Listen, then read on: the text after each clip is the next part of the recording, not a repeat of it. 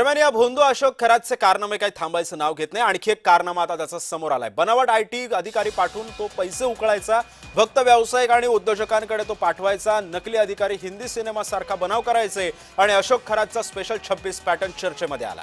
तडजोडीच्या नावाखाली भक्तांकडूनच तो मोठमोठ्या रकमे उकळल्या जायच्या आणि स्वतःची बँक खाती तो भरायचा। दरम्यान शिर्डी पोलिसांकडून आता भोंदू अशोक खरातचा ताबा सुद्धा आता मागणार आहेत। शिर्डी पोलीस राहता न्यायालयामध्ये अर्ज दाखल करणार आहेत। जमीन फसवणूक अवैध सावकारी प्रकरणात खरात आरोपी आहे। शिर्डी जमीन फसवणूक आणि अवैध सावकारी प्रकरणामध्ये अशोक खरात मुख्य आरोपी आहे।